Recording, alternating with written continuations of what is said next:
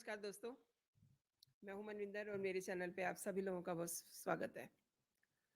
नरेंद्र मोदी को हराने के लिए विपक्ष अंदर से काफ़ी डरा हुआ है, लेकिन उनका जो कहने का तरीका है कि हम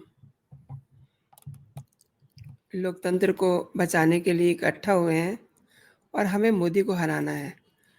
आप पहले एक ये ट्वीट देखिए, आगे मैं बाद में बढ़ती हूँ।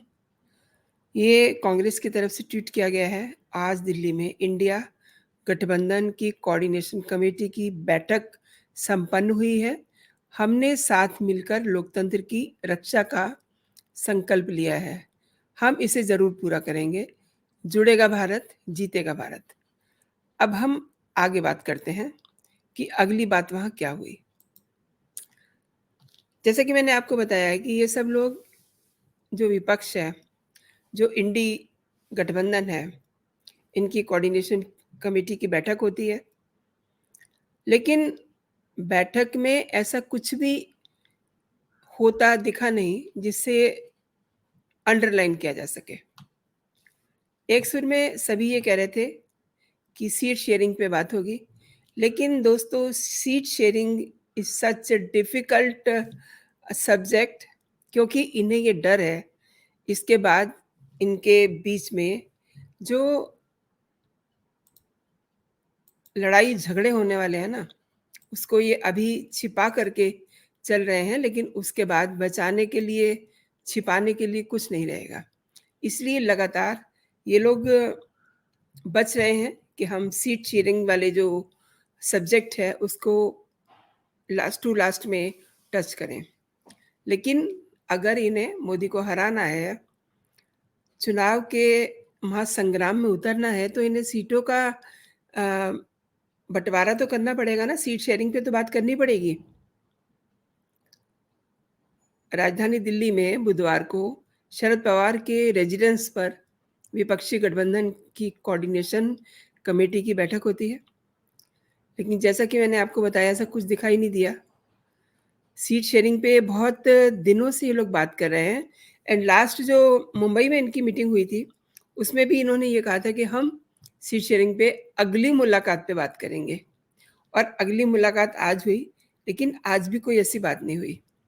अच्छा, इंडी कंपनी ने मुंबई में ये वाली बात खास तौर पे पत्रकारों को बताई थी कि जल्द ही हम इस पे आपसे बात करेंगे, पत्रकारों को कहा था। अब भगवान ही जानता है कि कब वो दिन आएगा, कब ये प्रेस कॉन्फ्रेंस करेंगे और बताएंगे। आज देखिए, आज इन्होंने मीटिंग के फ़ौरन बाद प्रेस कॉन्फ्रेंस की।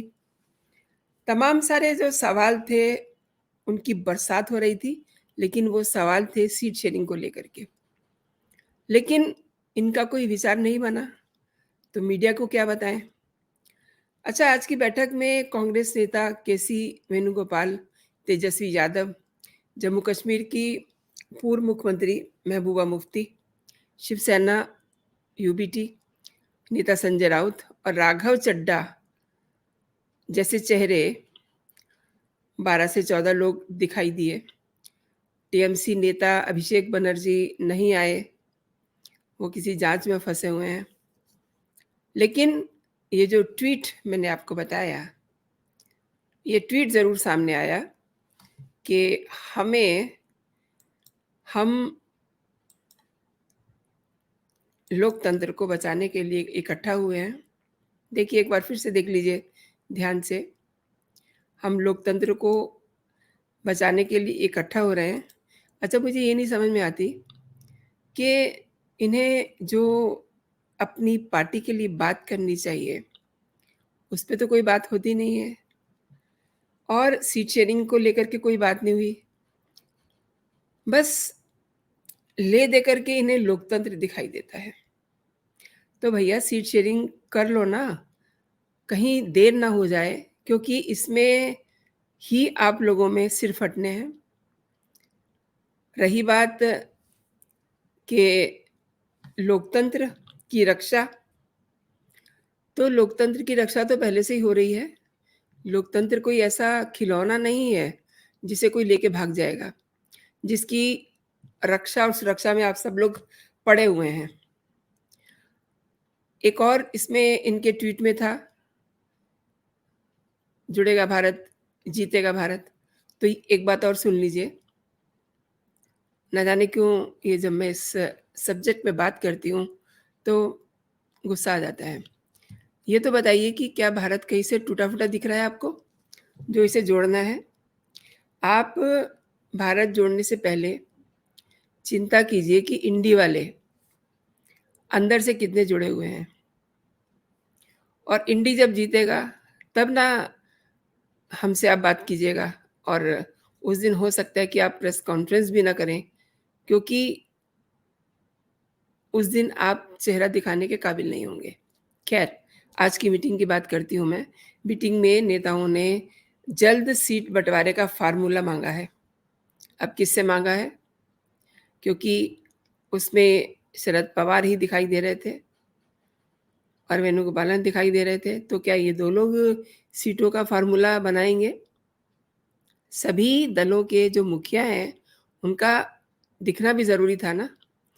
अभी ये तय किया जाना बाकी है कि लोकसभा सीटों पर भाजपा उम्मीदवारों के खिलाफ एक संयुक्त विपक्ष का उम्मीदवार खड़ा किया जाए, और कई नेताओं ने ये भी कहा कि सीट शेयरिंग के लिए अपने स्वार्थ को छोड़ना होगा। तो भैया, स्वार्थ वाला जो सवाल है आपका ठीक है, स्वार्थ छोड़ो, लेकिन स्वार्थ छोड़ेगा कौन? ये तो सोचना पड़ेगा ना। उधर मीटिंग से पहले डीएमके सांसद टीआर बालू ने कहा कि आज बैठक में सीट बँटवारे पे चर्चा होगी। साथ ही ये भी बात की जाएगी कि जो स्पेशल सेशन है उसमें विपक्ष को क्या करना है। दूर तक सोच रहे हैं, जो चीज़ करनी चाहिए वो नहीं कर रहे हैं। नेशनल कॉन्फ्रेंस के नेता उमर अब्दुल्ला ने ये कहा कि बैठक का एजेंडा क्या है, ये बाद में पता चलेगा। सीट बँटवारे में किस फ़ॉर्मूले का इस्तेमाल किया जाएगा और नए सदस्यों को गठबंधन में कैसे लाया जाए, इस पे चर्चा होगी। अरे वाह! मीटिंग का एजेंडा तो पहले हाथ में होता है ना, या कि बाद में तय किया जाता है कि आज क्या होने वाला है मीटिंग में? भई वाह! चुनाव और प्रचार का रोड मैप बनाने के लिए राज्यों को 4 श्रेणियों में बाँटा गया है। पहली और सबसे अहम category obviously Uttar Pradesh, then Bihar, then Jharkhand, then Maharashtra, then Karnataka. अब समझ लीजिए कि इन 5 राज्यों में 212 सीटें हैं, जिनमें से 180 भाजपा के पास हैं। तो ये क्या तो नहाएँगे, क्या तो धोएँगे। पहली कैटेगरी के पाँचों राज्यों में गठबंधन की ताकत और साझा रणनीति के हिसाब से फोकस रहेगा इन 5 राज्यों में। 212 लोकसभा सीटें हैं, जिनमें से 180 से अधिक भाजपा के पास हैं। अंडरलाइन कीजिए दोस्तों, 212 सीटों पे इन्हें बात करनी है और 180 सीटों से ज़्यादा पर भाजपा काबिज़ है। 2019 के बाद इन राज्यों की सियासी सिचुएशन थोड़ी-सी चेंज हुई। यूपी में सपा 2017 के बाद विधानसभा चुनाव में केवल 47 सीटों पे सिमट गई थी। 2022 में उसकी सीटें 111 हो गई थी, और बिहार में जेडीयू ने भाजपा से किनारा करके आरजेडी के साथ सरकार बना ली। झारखंड में भी विपक्षी सरकार है, महाराष्ट्र सरकार एनडीए की है, और फिर शरद पवार उद्धव ठाकरे की जोड़ी कांग्रेस के साथ मजबूती से खड़ी है। वहीं कांग्रेस कर्नाटका की जीत को लोकसभा चुनाव में दोहराने का दावा कर रही है। अब बहुत ही कहते हैं ना मैसिव सी सिचुएशन हुई है। अब ये लोग करें तो करें क्या? क्यों नहीं ये लोग क्यों नहीं बात कर रहे हैं ये सीट शेयरिंग पे? क्योंकि जिस दिन सीट शेयरिंग पे बात होगी ना, तो इनके आपस में सिर फटे हुए मिलेंगे। जब ये मीटिंग से बाहर निकलेंगे ना, तो इनके लात घूँसों से इनके मुँह सूजे हुए होंगे। दूसरी श्रेणी की मैं बात कर लेती हूँ। दूसरी श्रेणी में राजस्थान, मध्य प्रदेश, गुजरात, हिमाचल, उत्तराखंड, छत्तीसगढ़ जैसे स्टेट हैं, जहाँ पे लड़ाई कांग्रेस और भाजपा के बीच में है। इनके लिए रणनीति राष्ट्रीय मुद्दों और प्रदेश की समस्याओं को मिला के बनेगी। अभी ये सब कुछ मतलब तय होना है, इस पे चर्चा होनी है, अभी बात कुछ नहीं हुई है। तीसरी श्रेणी में ओडिशा, आंध्र प्रदेश और तेलंगाना है, जहाँ उन दलों की सरकार है जो एनडीए या इंडी, किसी के साथ नहीं है। यहाँ की रणनीति बिल्कुल डिफरेंट होगी। और चौथी श्रेणी में वो स्टेट हैं, वो राज्य हैं जहाँ पे विपक्षी गठबंधन के दलों में मुकाबले की स्थिति बन सकती है, जैसे पंजाब, पश्चिम बंगाल, केरल और गोवा। और इन राज्यों के लिए सीट शेयरिंग के फॉर्मूले पे फोकस होगा। लेकिन ममता दीदी और अरविंद केजरीवाल को कंट्रोल कौन करेगा, ये भी देखने वाली बात होगी। अब जब तीसरी बैठक हुई थी इंडी कंपनी की, तो 5 कमेटियां बनाई गई थी मुंबई में 31 अगस्त और 1 सितंबर को। विपक्षी गठबंधन की तीसरी बैठक में कांग्रेस अध्यक्ष मल्लिकार्जुन खड़गे और बिहार के सीएम नीतीश कुमार समेत 28 विपक्षी दलों ने शिरकत की थी। और बैठक में कोऑर्डिनेशन और कैंपेन समेत 5 कमेटियां बनाई थी। अब बड़ा इंटरेस्टिंग ये है कि कोऑर्डिनेशन कमेटी भी है, कैंपेन कमेटी भी है, सब कुछ बना हुआ है, लेकिन लीडर कौन है किसी को नहीं पता। ना तो लीडर पे कोई सहमति बन पा रही है और ना ही सीट शेयरिंग पे कोई सहमति बन पा रही है। ये बहुत ही difficult, you can say it's very challenging for this INDI company. Seat sharing का जो मसला है, 5 सितंबर को कांग्रेस अध्यक्ष मल्लिकार्जुन खड़गे के लीडरशिप में एक और मीटिंग हुई थी। इस कैंपेन कमेटी की पहली बैठक थी वो। इसमें मध्य प्रदेश में 5 राज्यों में होने वाले विधानसभा चुनाव और 2024 लोकसभा चुनाव से पहले कैंपेन की तैयारी पे चर्चा हुई थी। और एक जो बड़ी बात उन्होंने करी थी, वो ये थी कि 18 से 22 सितंबर तक चलने वाले संसद के विशेष सेशन में सरकार को कैसे घेरना है। यानी कि कैसे इनके जो नेता हैं, कैसे वो महिलाओं की तरफ फ्लाइंग किस फ्लो करेंगे। ये सब इनकी रणनीति बननी है, क्योंकि इनके पास कहने के लिए कुछ है ही नहीं। और सोनिया गांधी पहले ही एक चिट्ठी दे चुकी हैं, उसमें कई सारी बातें हैं, महंगाई है, बेरोजगारी है, ब्ला ब्ला एंड जिस पे वो बात करना चाहती हैं वो है मणिपुर हिंसा की पे चर्चा चाहती हैं। अभी कितनी बार मणिपुर हिंसा पे चर्चा होगी, समझ से परे की बात है। कोई और मुद्दा नहीं है। बहुत सारी आपकी अपने आईएनडीआई में बहुत सारी प्रॉब्लम्स हैं, उनको सॉल्व कीजिए। किस पचड़े में पड़े हुए हैं आप? फिर वहाँ पे अमित शाह और पीएम मोदी के जो हैं आपको तंज झेलने पड़ेंगे। वो फिर से आपके पुराने चिट्ठे खोलेंगे, फिर से कई सारे नेता निर्वस्त्र होंगे। चाहते हैं आप कि ऐसा हो? सोनिया गांधी एक्चुअली दूर की बात नहीं सोचती हैं, उन्हें केवल कर देना होता है। किसी ने कह दिया होगा, भैया ये 8-9 मुद्दे हैं, इनको लेकर के एक चिट्ठी लिख दो, कम से कम 2-4 दिन मीडिया में तो नाम आता रहेगा। वैसे तो सोनिया गांधी को कोई पूछता नहीं है। यही हाल उनके बेटे का भी है, वो भी कुछ ना कुछ ऐसे करते रहते हैं। आजकल यूरोप की यात्रा पे हैं, जो मन में आ रहा है वहीं पे बैठ के कुछ भी बात कर रहे हैं। खैर, अभी हम बात कर रहे हैं आज की कोऑर्डिनेशन कमेटी की बैठक की। तो जो सबसे मुझे लगा कि इस पे बात होनी चाहिए, इसमें ये बात उठी कि आप अपनी इच्छाओं को त्याग दीजिए, विच इज़ वेरी डिफ़िकल्ट। मतभेद त्याग दीजिए, which is also very difficult. And मतभेद का भी त्याग करना होगा। दोस्तों, ये तीनों त्याग जो है ना, अगर कोई आम इंसान भी त्याग दे ना, तो उसकी ज़िंदगी जो स्वर्ग हो जाती है। किसी चीज़ की महत्वाकांक्षा नहीं कीजिए, किसी से मतभेद नहीं पालिए, किसी से मनभेद मत पालिए। तो आप तो ये समझिए कि आप बिल्कुल सीधे स्वर्ग में जी रहे हैं। लेकिन ये पॉलिटिशियन अगर ऐसा कर दें, तो फिर इनकी पॉलिटिक्स किस बात की रह जाएगी। महत्वाकांक्षा त्यागनी पड़ेगी, मतभेद त्यागने पड़ेंगे, मनभेद त्यागने पड़ेंगे। ये किसने कहा है? ये मीटिंग में बात हुई है दोस्तों। ये मीटिंग में कहा गया है कि ये सब चीज़ें त्यागनी पड़ेंगी, तब जा कर के बेड़ा पार होगा। लेकिन अब देखिए, राघव चड्ढा ने मीटिंग से निकल के बाहर आकर के भी मीडिया को ये कहा कि ये चीज़ें जो हैं त्यागनी पड़ेंगी और हम इसका त्याग कर रहे हैं। लेकिन जब त्याग करेंगे तब की तब बात देखी जाएगी। अच्छा, एक और बड़ी इंटरेस्टिंग बात है जो मैं आपको बताना भूल गई। तृणमूल कांग्रेस के अभिषेक बनर्जी बैठक में शामिल नहीं हुए क्योंकि वो ईडी के सामने बैठे हुए हैं आज।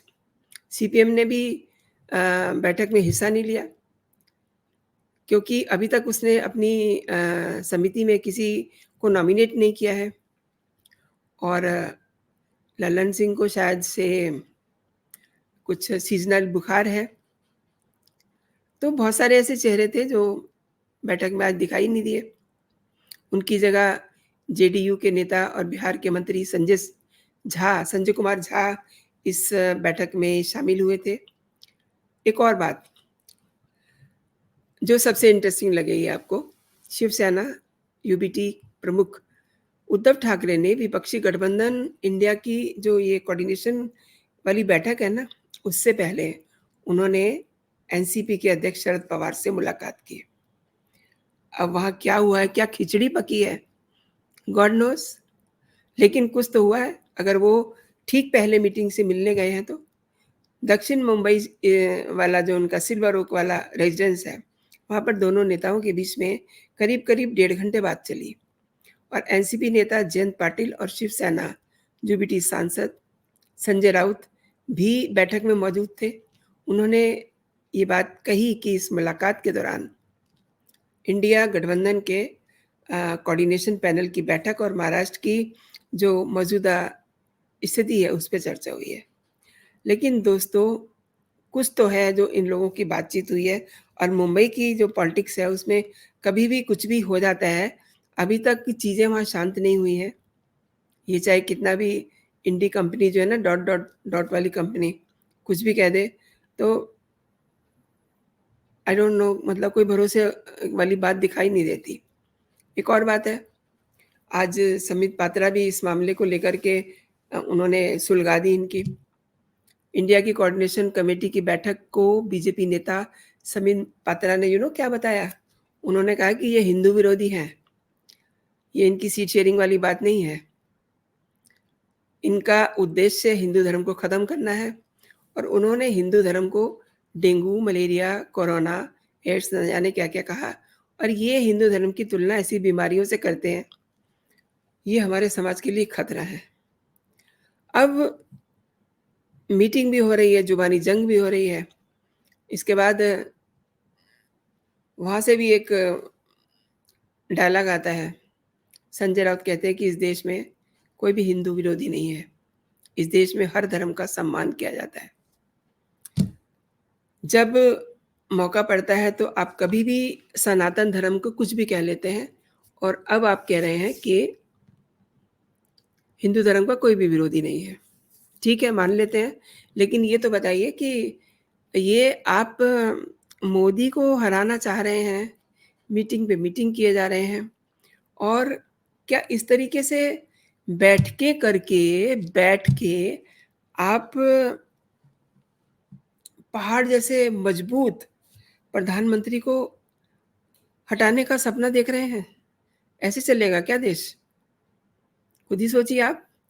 आपकी मीटिंग हर दिन चल रही है, लेकिन ना मीटिंग का कोई एजेंडा, ना कोई मीटिंग का बॉस, ना कोई, मतलब आपने कैसे लड़ना है, उस पे भी कोई स्ट्रैटेजी नहीं है। आई मीन टू से सीट शेयरिंग अगेन, कैसे लड़ेंगे आप? ये तो बताइए। मतलब रोज़ मीटिंग कर रहे हैं, रोज़ सुन रहे हैं। 3 मीटिंग तो इनकी वैसे हो चुकी हैं विपक्ष की। पहले पटना में हुई, वहाँ पर आपके केजरीवाल रूठ के आ गए, फिर बेंगलुरु में होती है, वहाँ पे लालू यादव और नीतीश कुमार उठ के आ जाते हैं एंड देन मुंबई में ममता जी को गुस्सा आ गया, वो वहाँ से आ गई। तो जितनी मीटिंग हो रही है, उसके बाद उतने ही लोग कम होते जा रहे हैं। ये माजरा क्या है?